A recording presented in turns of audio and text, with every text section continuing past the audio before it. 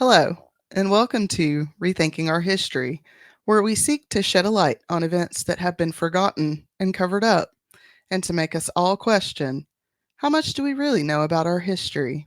I'm Felicia. And I'm Ian, and we are here to reveal all the sordid details of history that have been swept under the rug. Get ready to get angry, be curious, and maybe have a laugh or two as we rethink our history.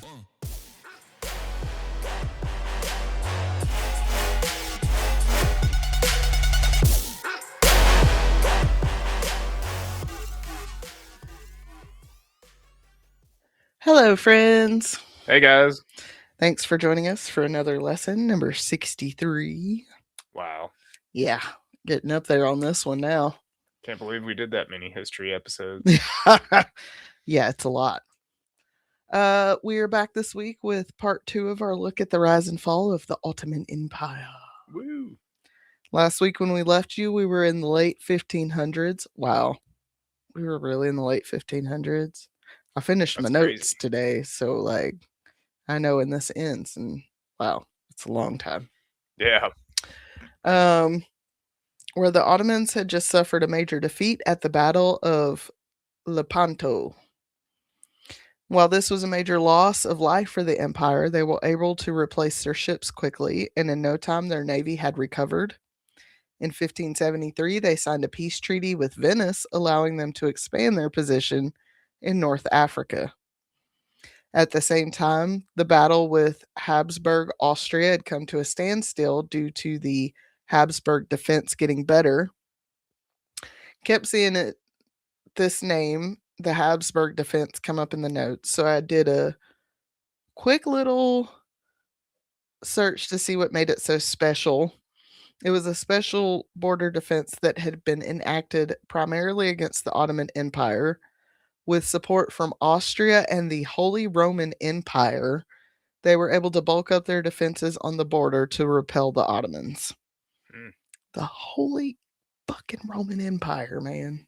Wow. That's some people's Spartans. What is it? There's this whole thing about some men think about like the Roman Empire, follow the Roman Empire. They think about it like all the time. And it's like, okay, weirdos. Right. In Ottoman records, this is known as the Long Turkish War that lasted from 1593 until 1606. Because of the length of the war and the various other wars the Ottomans were fighting at any given time, they relaxed their rules for recruitment. This would cause numerous issues with indiscipline and rebellion within the troops, which never went away. They also hired what amounts to mercenary groups who, when they were no longer needed by the empire, went on to become bandits, causing widespread anarchy throughout Anatolia between the 16th and 17th centuries. Hell yeah. That sounds like what's happening today. I tell you what. And instead of using the army, we just hire mercenaries. And give them a pretty little ice badge. Yeah, that too. Another problem that cropped up for the government of the empire was the lack of living space for its citizens. Their population had reached 30 million at this point, but there was a shortage of land. Even with these problems cropping up, the empire held fast and stayed strong during this time. They would suffer some defeats during this time. The 1603 to 1618 Safavid Ottoman War ended with the Treaty of not. How would you say S-U-H? Nasa Pasha, where the Ottomans had to give control of the Caucasus back to Safavid Iran. They would get some of this land back as well as take control of Iraq when Murad IV was ruler of the empire.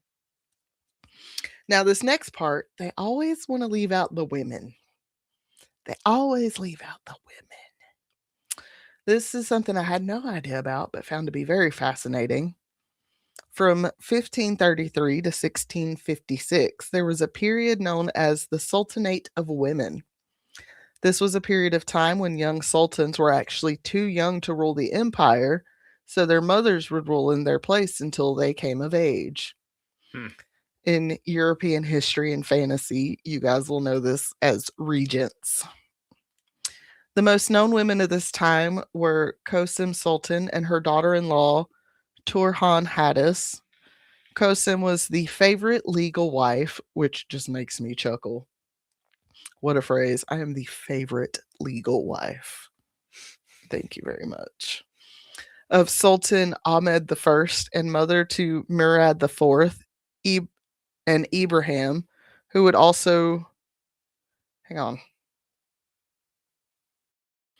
and mother to Murad IV, Ibrahim, and would also rule during a time for her grandson, Mahmed IV. She would rule 3 times over her life, with her final rule ending in her murder by her daughter-in-law in 1651. Damn. Bitches be crazy. Next, we come to the Koprulu era, where the Koprulu family ruled the empire from 1656 to 1703. During their reign, specifically the reign of Koprulu Vizirat, they regained control of Transylvania, finally gained control of the island of Crete, and expanded their territory into Polish-held Ukraine. This would be a short-lived time of victory for the empire that would end when Grand Vizier Kara Mustafa Pasha attempted a second siege of Vienna in the Great Turkish War in 1683. Their final assault was delayed, which gave the defending forces a chance to attack. Combined forces from Habsburg, Germany, and Poland, led by the Polish king John III Sobieski, decimated Ottoman forces at the Battle of Vienna. They used the momentum from this victory to press forward. While the Ottomans saw a few victorious battles, they would end up ceding control of significant portions of their land in the Treaty of Karlowitz on January 26, 1699. Wow. So battle over here, battle over there, battle over here, battle over there. And I got like 10 more pages of battle over here, battle over there, battle over here, battle over there. So I wonder why this specific area in the world is like just at war all the fucking time. I don't fucking know, man. Like, I don't know. I feel like, especially with the empire, there's a lot of religion that plays into factor. Sure. Like, religion has been an issue since people started religions. Right. Religions are man-made cults, and then Yeah. they get people to join them, and then they grow big, and then they're like, oh, these people don't want to join our cult, so let's kill them and take their land. Right. And it's like, could we not? Yeah. Could we not? Could we just not? When I search the Ottoman Empire and then I click on images, there's so many different maps of How it expanded and shrank and expanded Yep. and shrank and how it expanded and changed shrank over the years. for 600 years. Like, it's crazy. For 600 years. As we get into the 1700s, the Ottoman Empire's borders stay pretty stable, but they now have another enemy to contend with again.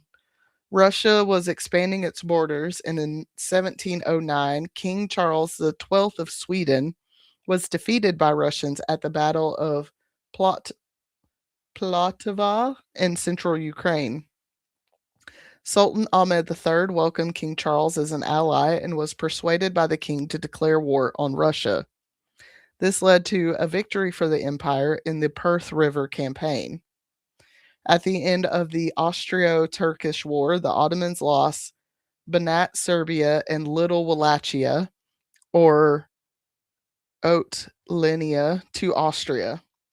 At the end of the Austro-Russian Turkish War, they were able to recover control of northern Bosnia, Habsburg Serbia, Oetlinia, and parts of the Banat of Timor. They did lose some land to the Russians, but after this, they had a time of relative peace as Austria and Russia were busy dealing with the rise of Prussia. Russia, Prussia, Austria, Bosnia, Otinia, Serbia, Berber. Sorry. It's a lot of U's in this one. Yeah. Beelzebub. What is that? Is that Ghost? Yeah, that's good. Asmodeus. Asmodeus. Hey, Ghost. What's that? I'm I'm gonna have that shit stuck in my head all day. Could be worse.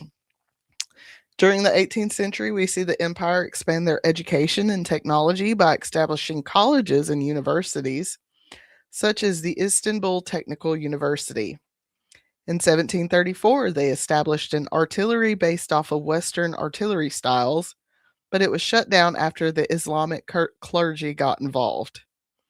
It would reopen in 1754, but on a more secretive level.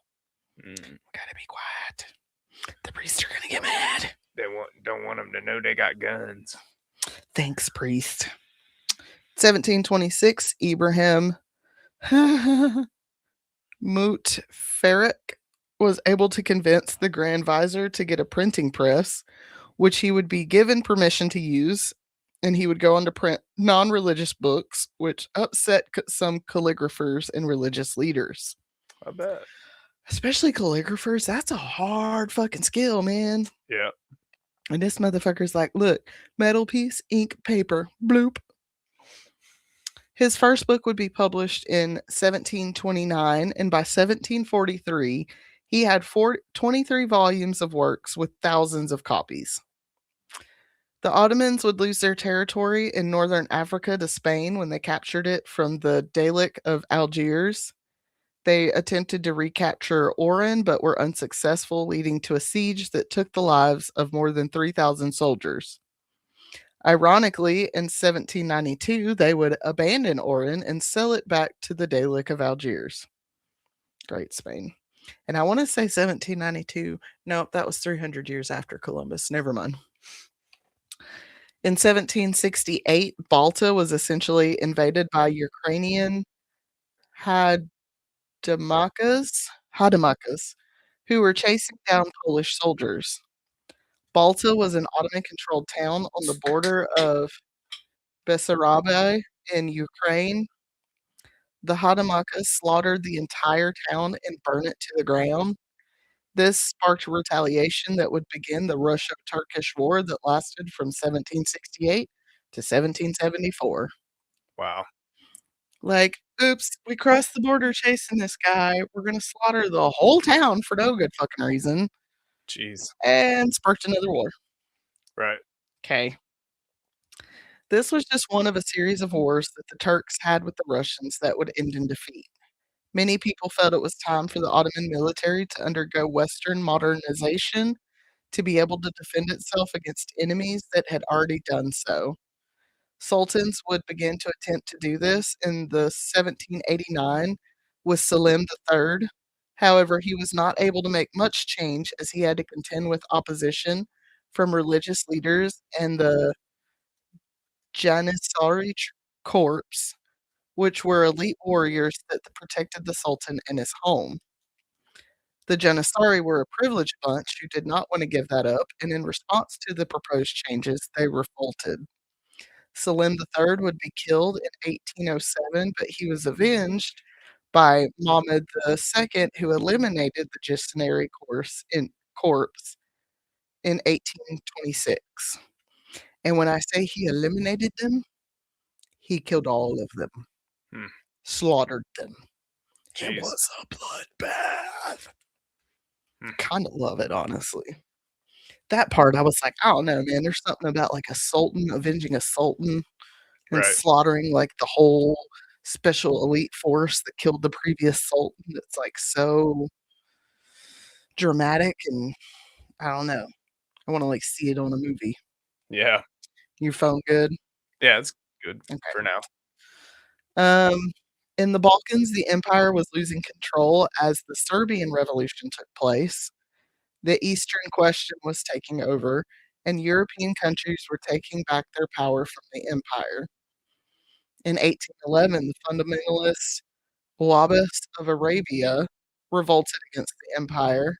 When they were not able to defend the rebels, Muhammad Ali Pasha was tasked with retaking Arabia, which led to the destruction of the Emirate of Diriyah in 1818. And listen, I know there's a lot of like names being thrown in, words we don't understand. Remember, folks, this is a starting point for you to do your own research. Yeah. If you're curious about any of the shit I'm talking about, go look it up. DuckDuckGo is free and secure. And that is not an ad, but it could be. In 1821, it was the Greeks' turn to declare war on the empire. They created a diversion in Moldavia, then launched their main revolution in Peloponnese. This region, along with the coast of Corinth, would be the first to gain independence from the empire. France would invade Algiers in 1830 in a campaign that took 21 days. 5,000 Algerian soldiers died, as did 2,600 French soldiers. French colonizers flooded into the country after that. When they first started colonizing the area, there were somewhere between 3 and 5 million native people in the country. By 1973, the population had decreased to around 2 million, and that's not including the French people. Next, we have Muhammad Ali of Egypt. Yep. Right. Revolting against Sultan Mahmud II in 1831. This attack was due to the Sultan not holding up his end of a bargain. That bargain saw Muhammad sending troops to help put down the revolution in Greece. In return, he was supposed to get governorship of Greater Syria and Crete. Muhammad had lost his whole fleet during one of the battles of the Greek Revolution, and not getting what he owed was too far. So sparked the Egyptian-Ottoman War of 1831 to 1833. Muhammad's army had been trained by the French, and with his son Pasha leading the troops, they defeated the Ottoman army as they marched to Anatolia. Seeing no other way, the Sultan reached out to his arch-rival, Russia, for assistance. Mm. They did so only after the Sultan signed a treaty making the empire a protectorate of Russia. In return, Emperor Nicholas I sent an expeditionary force, which was able to stop Ibram from marching any closer to Constantinople. On May 5th, 1833, the Convention of Qadiyah was signed, ending Muhammad's campaign against the Sultan in return for governorship of Crete, Aleppo, Tripoli, Damascus, and Sidon. He was also given the right to collect taxes in Adana. This was the first, but most definitely not the last time the empire would have to go to a foreign power to protect itself. Hmm. In 1839, they attempted to recapture what they had lost in Egypt, but their forces were defeated, leading to the Oriental Crisis of 1840. This time, it would be British and Austrian empires that would come to the rescue, as Muhammad had close relationships with France, and they did not want to see that region of Africa fall under French control. I wonder if Jack Churchill was in that battle. I feel like he would have been later. Yeah. I feel like he was in like the 1900s. Yeah. The 1900s. I don't say it that way very often.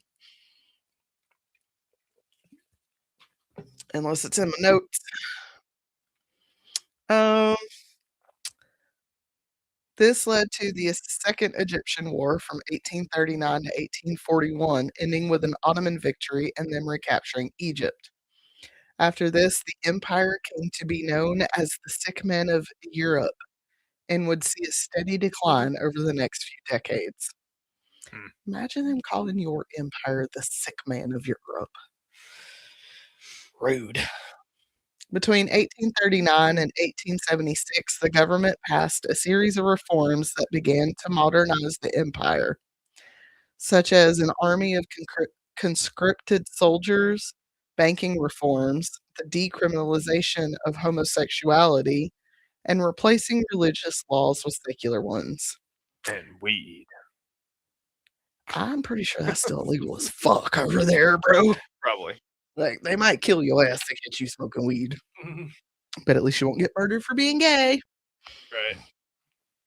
The empire would take another step into the 19th century with the establishment of the Ottoman Ministry of Post. They even sent in a patent for a telegraph to Samuel Morris in 1847. Hmm. This era of Reformation would peak with the introduction of the Constitution. This was a short-lived era, as the first parliament only lasted 2 years before the Sultan suspended it. Because of course he did. Why the fuck would you give people the power to vote against you? Right. That's stupid. It was during the latter 19th century we see the Christian population in the empire grow larger than the Muslim community, leading to much resentment. In 1861, there were 94 secondary schools for Ottoman Christians, with 140,000 students in total, numbers far higher than Muslims. Hmm. Excuse me. This, along with the time it took Muslim students to learn Arabic and Islamic theology, Christians would end up playing a larger role in the economy. And let's also keep in mind that typically along religious lines, we have ethnic ones. By 1911, of the 654 wholesale companies in Istanbul, 528 of them were owned by Greeks. Hmm. Add to that the fact that they were usually still citizens of other countries, which gave them different laws and regulations to follow compared to their Muslim neighbors. Seeing the empire declining, other powers began to fight for control over their territory, leading to the Crimean Wars, which is like when somebody like gets old and their kids start fighting over the inheritance before they've even died. Right. It's like, can you at least let them like their body get cold first? Yeah. This war would see over 200,000 Crimean Tartars migrate to the empire to flee the war. Russia would attack the Caucasus, leading to a 90% ethnic cleanse of the Circassian people. Between 500 and 700,000 Circassians fled their homeland to the empire. During this time, I would assume because of the countless wars that they're embroiled in, the empire spent very little money on public education. For instance, 1861 to 1860 to 1861, only 0.2% of the budget was allotted for education. Wow. 0.2%. This is probably also caused in part by the debt the empire was now finding itself in. When the Crimean War began, the empire found itself seeking help from outside forces, often in the form of funds. They did this so much, in fact, that in 1875 it declared bankruptcy. Wow. The empire went bankrupt. Jeez. I've considered filing bankruptcy a few times. That's crazy. To handle this debt, in 1881, the Ottoman Public Debt Administration took control of the empire's debt. This administration was formed of European men, with the president usually being French or British. In 1876, the empire sent in special forces to quash the Bulgarian uprising. Quash it they did by massacring 100,000 people. The Russo-Turkish War of 1877 to 1878 ended with a victory for Russia. As a result, Bulgaria was established as an independent principality. Romania became fully independent, while Serbia and Montenegro also gained independence, though with smaller states than they had before.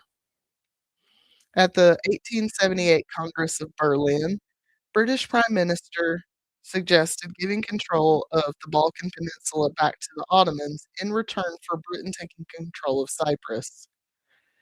Britain would again come to the aid of the empire in 1882 when they sent troops to Egypt to end an uprising. The Sultan was too afraid of a coup from his own soldiers to send them to end the revolt, and Britain ended up gaining control of the area. And this would be Sultan Abdul Hamid II, who was a paranoid man who feared he would be overthrown by his own forces. While he did not want to hold war games, he did see the benefit in having a military force, and his soldiers would be trained by German General Baron Colmar Colmar von der Goltz. Von der All right. Goltz. I like saying von der Goltz. In an attempt to bolster the dying empire, Sultan Abdul went from secular law back to pan-Islamic ideology, leading to the Armenian genocide, the first between 1894 and 1897. Between 100 and 300,000 Armenians were killed, leading to over 50,000 orphan children. Jeez. Around 1897, the population of the empire was around 90 million, nope, 19 million, directly under their control, and another 20 million or so under the banner of the empire, but with which the empire had no real control over. As time went on, the empire slowly started losing those areas such as Egypt, Cyprus, Bosnia Herzegovina, and Lebanon. As the empire lost its territory, Muslims from areas like the Caucasus, the Balkans, and the Mediterranean island fled to Anatolia and eastern Thrace, also known as European Turkey. Which, did you know that Turkey's in two separate continents? No. It's in Europe and Asia. Nice. That's just crazy. It's like the Charlotte of Eurasia. Yeah. Sorry, I'm so fucking stupid.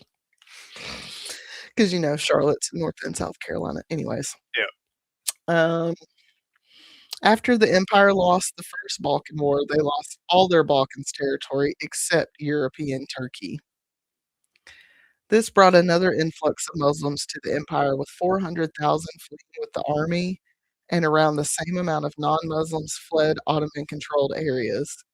And there was like a little aside in the notes there when it said 400,000 fled with the army. It also said many of them died from cholera from the soldiers. And I was like, oh, the cholera ghost in the basement. Yep. Sorry. Been watching Ghost a lot, folks. It's a good show. Go watch it. Some scholars believe that in the century between 1821 and 1922, 5.5 million Muslims died in Southeast Europe, with at least 5 million more being expelled from their homes. As we get into the 20th century, we see the end of the empire looming before us. In 1908, a new movement swept across the empire, the Young Turk Revolution. They pushed to have the constitution of the empire restored and brought a multi-party political system to the empire. This brought hope to the people of the empire that they would get a chance to have a say in things, how things in the empire would be ran. However, that's not exactly how it would play out. Never does. No, never does. For members of the Young Turks movement, this was a chance to finally bring their ideas to the masses. They began with forming their own parties, such as the Committee of Union and Progress and the Freedom and Accord Party. There were also ethnic parties, such as Pole Zion and the Armenian National Movement. Now, there's one particular photo, if you look up the Young Turk movement, where they're all like standing side by side. I want to say like one of them sitting in a chair. That fucking photo is so goddamn reminiscent of the Black Panther Party. Like, it kind of gives me chills. Yeah. Like, it's pretty badass. I'm like getting they had kind of the same vibe going on, wanting to be out of the thumb of the empire, but Right. gotta help the people. Yeah. All this infighting was giving other countries the chance to take from the empire. In 1908, Austria-Hungary annexed Bosnia Herzegovina, and despite military reforms, the empire lost its northern African territories to the Italians and most of its European territories in the 1912-1930 Balkan Wars. October 29, 1914 would see the empire enter into World War I on the side of the Central Powers with a German-Ottoman surprise attack in the Black Sea. On November 2nd, Russia declared war on the empire, followed on the 5th by France and Britain doing the same. On the 5th, Britain also took control of Egypt and Cyprus. In some theaters, the Ottomans saw initial victories, such as defending the Dardanelles during the Gallipoli campaign, which I do feel like that is something we've talked about with Churchill. Yeah. I Yeah, think that because he was was in the Churchill's. Gallipoli campaign, actually. Yeah. Woo, it all comes together. Weird. But in 1916, the Arab revolt would begin in the Middle East, landing a blow to the empire. The Russians, however, had the upper hand the whole time. They marched on Anatolia and captured her major cities until they withdrew from the war in 1917. In 1915, the empire, with the aid of Kurdish groups, began a systematic cleansing of the Armenian population. This genocide would lead to the death of at least 1.5 Armenian people. Mm. And it does not get talked about enough. And this was, full disclosure for our fans out there, I used to watch Keeping Up with the Kardashians when it first started, like the first 2 or 3 seasons I watched it. And I was fascinated to learn that they are Armenian Hmm. and of Armenian descent, and like their family lived through that whole Armenian genocide. Right. Crazy. Wow. They began this genocide during World War I by killing the men or sending them to do hard labor. Then the women, children, elderly, and sick were forced on death marches into the Syrian desert. They were pushed forward on these marches by military escorts who took the chance to rob, rape, and kill. The Armenians were not the only group to be targeted either. Greek and Assyrian people were also targeted as part of the larger ethnic cleansing of the region. Hmm. In 1916, the Arab Revolt began with the assistance of the British. The goal of the revolt, which began on June 10th, was to create a single, unified, and independent Arab state, which the British had promised to recognize. The army was raised, and with the support of elite British forces, they took control of Hij- He- Hijaz and Transjordan. Before long, the rebellion even took over Damascus as well and set up a short-lived monarchy. Mm. During World War I, on October 30th, 1918, the Ottoman Empire signed the Armistice of Mudros, declaring their defeat. In 1920, the Treaty of Sèvres was signed, which partitioned the empire, but still allowed the Sultan to keep his position and title. During this time, the Turkish national movement was taking off, and in 1923, they won the Turkish War of Independence. The Sultanate was abolished on November 1st, 1922, and Mehmed VI, the last Sultan of the Ottoman Empire, left the country on November 17th, 1922. It's like, fine, I'm going elsewhere. Yeah, he probably like, I'm gonna get the fuck out of here before they kill me. Bye. Right. On October 29th, 1923, the Republic of Turkey was established, with Ankara being named its capital. On March 3rd, 1924, the Caliphate was also abolished. And this is where we're going to leave you this week, folks. Wow. I was really hoping to get more into like the structure of the ruling body as well as the culture, but like there was so much history Yeah. that like I was just trying to get to the end of the empire. Just had to get through it. Yeah. All right, Bill. So thoughts? It's a lot of war. It's so much war. It's like their whole fucking empire is just built on war.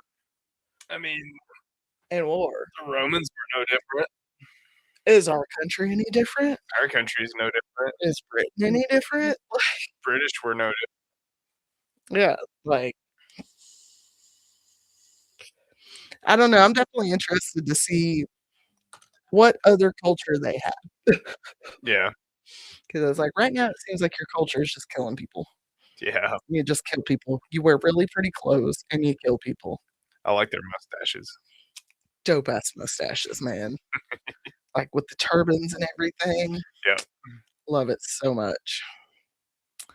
All right, guys. Well, we hope you enjoyed this episode, and we'll hope you'll be back next week for part 3. Oh, so many 2 or 3 parters. Right. All right. We hope you guys have a good week, and we will see you guys later. Be kind to each other. And Love, fuck war. yeah, fuck war. Also, fuck Trump, fuck ICE, fuck fascism. Hell yeah. Love you. Bye. Love you guys. Bye.